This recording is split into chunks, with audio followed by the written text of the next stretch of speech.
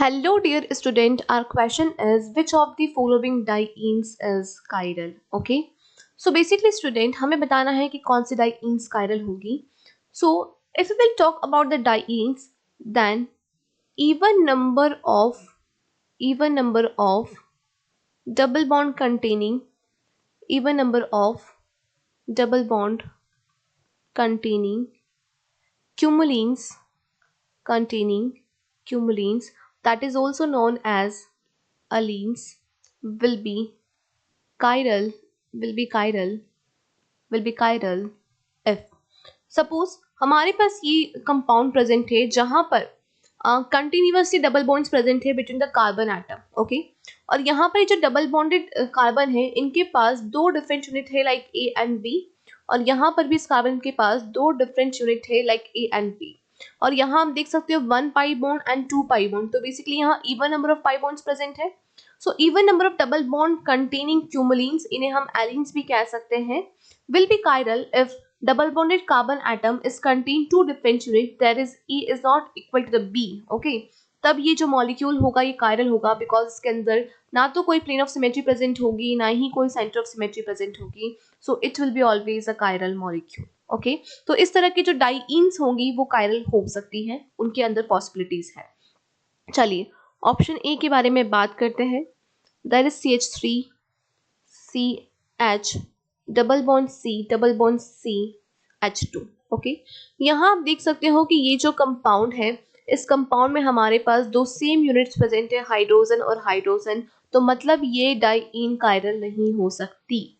Option B के बारे में बात करते हैं तो CH3 CH double bond CH double bond CH2. आप देख सकते हो बच्चों ये क्यूमुलिन ही नहीं है, ये this is not the cumulene, right. यहाँ आप देख सकते हो ये क्यूमुलिन नहीं है, यहाँ पर अल्टरनेट पोजीशंस पे डबल बॉन्ड आ गए, तो ये एक सिंपली एल्कीन है, this is not the cumulene. तो अगर एल्कीन के बारे में बात करें तो इस तरह की एल्कीन कभी chiral नहीं होगी क्योंकि इनके अंदर हमेशा प्लेन ऑफ सिमेट्री प्रेजेंट होगा, राइट. तो ये chiral नहीं हो सकती. चलिए ऑप्शन सी देखते हैं. CH3 CH double bond CH CH3. यहाँ आप देखिए यहाँ पर हमारे पास जो डबल बॉन्डेड कार्बन है इसके पास एक यूनिट तो है हाइड्रोजन, एक यूनिट है CH3. सिमिलरली यहाँ एक यूनिट हाइड्रोजन, एक यूनिट CH3, तो मतलब double bonded carbon atom individually दो डिफरेंट यूनिट कंटेन करते हैं, हाइड्रोजन CH3, और साथ में यहाँ 1 and 2 मतलब that means even number of pi bonds present है, right. So even number of pi bond containing ये क्यूमुलिन हो गई, even number of pi bond are present here, even number of pi bond containing ये cumulene है जहां double bonded carbon atoms के पास दो डिफरेंट यूनिट्स प्रेजेंट है. तो this is a chiral molecule, it will be a chiral diene. यहाँ ना तो कोई प्लेन ऑफ सिमेट्री प्रेजेंट होगा ना ही कोई सेंटर ऑफ सिमेट्री प्रेजेंट होगा. Clear. So option C is the correct answer. Now coming to the option D. Option D के बारे में अगर हम बात करें तो आप देख सकते हैं कि ये chiral मॉलिक्यूल नहीं है, राइट. बिकॉज यहाँ पर आप देखोगे ये एल्कीन है and this is again the alkene. यहाँ पाई बॉन्ड्स जो है वो कंटिन्यूअसली नहीं है, राइट.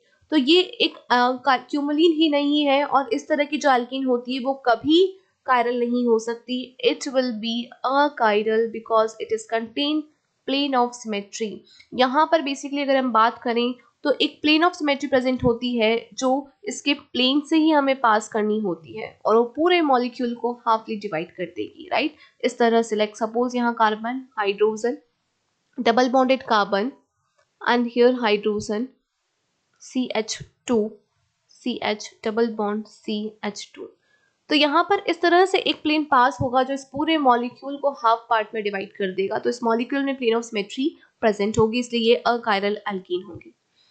Thank you.